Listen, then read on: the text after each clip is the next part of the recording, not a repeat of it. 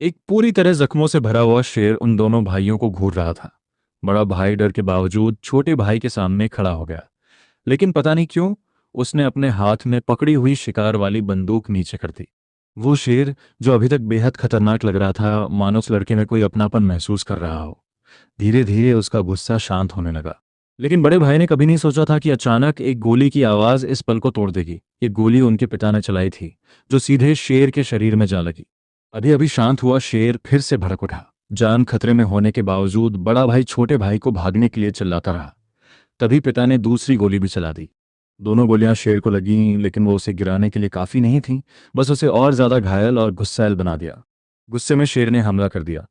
पिता ने फिर से बंदूक में गोली भरी और फायर किया, लेकिन इस बार शेर ने बड़े भाई को कर लिया और उसे घसीटते हुए एक छुपी हुई जगह पर ले गया। इस दौरान शेर का खून लड़के के घावों में मिल गया। हैरानी की बात यह थी कि शेर ने उसे मारा नहीं, बस वहीं छोड़ दिया। तभी वहां अपने परिवार के साथ आई एक लड़की ने यह सब देखा और तुरंत उस लड़के के पास पहुंची। उसने उसकी हालत देखी और अपनी जेब से एक छोटी शीशी निकाली, जिसमें उसकी दादी का बनाया हुआ इलाज था। उसने वो दवा लड़के के मुंह में डाल दी। कुछ ही देर में एक अजीब सी प्रतिक्रिया होने लगी। शेर का खून और लड़के का खून मिलकर कुछ अलग ही असर दिखाने लगे। जो लड़का मरने वाला था वो चमत्कारिक तरीके से बच गया। घर लौटने के बाद पिता ने उसकी हालत की परवाह तक नहीं की। उन्होंने सबसे पहला सवाल यही किया कि उसने शेर को देखते ही गोली क्यों नहीं चलाई। उसका पिता हमेशा ताकत और क्रूरता की बातें करता था और बचपन से ही दोनों भाइयों को सख्त और हिंसक तरीके से पाल रहा था। उसने ताना भी मारा कि वो अपनी मरी हुई माँ की तरह कमजोर और नरम दिल है। इतने सालों तक वह पिता के दबाव में चुप रहा, लेकिन जब उसे पता चला कि उसके पिता ने उसी शेर को मार दिया जिसने उसकी जान बचाई थी और उसका सिर दीवार पर टांग दिया, तो उसके अंदर का गुस्सा फट पड़ा। वो पिता पर चिल्लाया और अमेरिका छोड़कर रूस के उत्तरी हिस्से में अपनी माँ के पुराने इलाके के पास पहुंच गया। जैसे ही वह वहां घास के मैदान में पहुंचा, उसने देखा कि एक जंगली भैंसों का झुंड उसकी तरफ तेजी से दौड़ रहा है। एक इंसान तो क्या, जंगल का राजा भी उनसे सीधा मुकाबला नहीं कर सकता था। कुछ ही पलों में वो झुंड उसके पास पहुंच गया। भागने का कोई मौका नहीं था, लेकिन जैसे ही वे टकराने वाले थे, अचानक पूरा झुंड उसके पास से मुड़कर निकल गया। उसने ऊपर देखा तो पाया कि एक बूढ़ी भैंस उसके सामने खड़ी थी, जिसने इशारे से बाकी झुंड को उसे नुकसान न पहुंचाने को कहा था। सारे भैंसों के जाने के बाद उस बूढ़ी भैंस ने बस इतना कहा, धन्यवाद की जरूरत नहीं है, और मुड़कर चली गई। लड़का हैरान रह गया। उसे सिर्फ शेर ने काटा था, लेकिन अब उसके अंदर जंगल के राजा जैसी ताकत आ चुकी थी। वह जानवरों की भाषा भी समझ सकता था। उसकी ताकत और सहन शक्ति कई गुना बढ़ गई थी। वह अपने भाले को तेज करता और उसे इतनी ताकत से फेंक सकता था कि वह 1000 मीटर दूर तक चला जाता। एक बार एक हिरन का बच्चा डरकर भागा तो वह चीते जैसी रफ्तार से उसे पल भर में पकड़ लिया। अगर सामने गहरी खाई भी होती तो वह कंगारू की तरह लंबी छलांग लगाकर उसे पार कर सकता था। अपनी ताकत देखकर वह बहुत खुश था। तभी अचानक गोली की आवाज सुनाई दी। वह तुरंत हरकत में आया और बंदर जैसी फुर्ती से पेड़ पर चढ़ गया। उसकी नजरें अब चील जैसी तेज हो चुकी थीं। उसने देखा कि कुछ शिकारी जंगल में बेरहमी से जानवरों का शिकार कर रहे थे। गुस्से से भरकर वह वहां पहुंचा और देखा कि कई जानवरों की लाशें जमीन पर पड़ी थीं। उसका गुस्सा और बढ़ गया।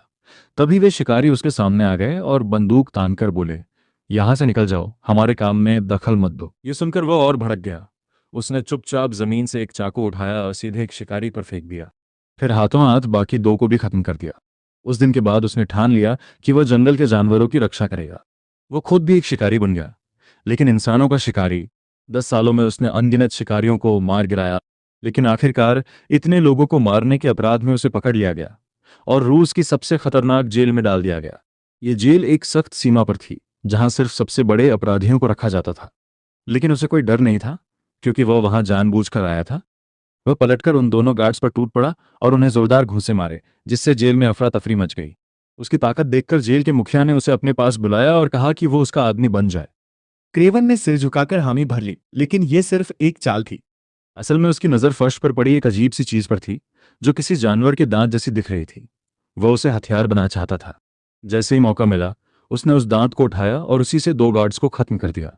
मुखिया भागने लगा, लेकिन अब देर हो चुकी थी। क्रेवन ने उसे पकड़ लिया और टेबल से बांध दिया। असल में वो मुखिया एक बड़ा हथियार तस्कर था, जिसकी वजह से कई दुर्लभ जानवरों का शिकार हुआ था। इसी वजह से क्रेवन खुद इस खतरनाक जेल में आया था।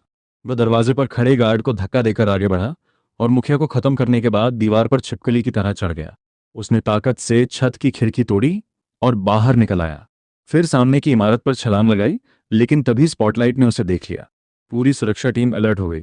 क्रेवन खरगोश जैसी फुर्ती और सांप जैसी चाल से गोलियों से बचता हुआ आगे बढ़ा और दीवार तक पहुंच गया। लेकिन तभी अचानक बर्फीला तूफान आ गया और उसके साथ ही एक जंगली भेड़िया भी। ये सब उसकी योजना का हिस्सा नहीं था। जब तूफान थमा तो गार्ड्स को बर्फ में एक लाश मिली। नंबर से पहचान हुई, वो क्रेवन ही था। सबको लगा कि इतना ताकतवर इंसान भी ठंड में मर गया, लेकिन सच्चाई कुछ और थी। कुछ ही समय बाद क्रेवन फिर से शहर में नजर आया। असल में ये सब उसकी योजना थी। उसने तूफान का फायदा उठाकर खुद को गायब कर दिया था। उसने अपनी तेज सूंघने की क्षमता से दुश्मनों को ढूंढ निकाला। वह इतना खतरनाक हो चुका था कि बड़े से बड़ा जानवर भी उससे डरने लगा था। वह अपने लक्ष्य का पीछा करते हुए एक एक करके दुश्मनों को खत्म करता गया। काम खत्म करने के बाद वह वापस घास के मैदान में लौटा। वहां उसने देखा कि कुछ शिकारी भेड़ियों का शिकार कर रहे हैं। वो चुपचाप उनके रास्ते में इंतजार करने लगा।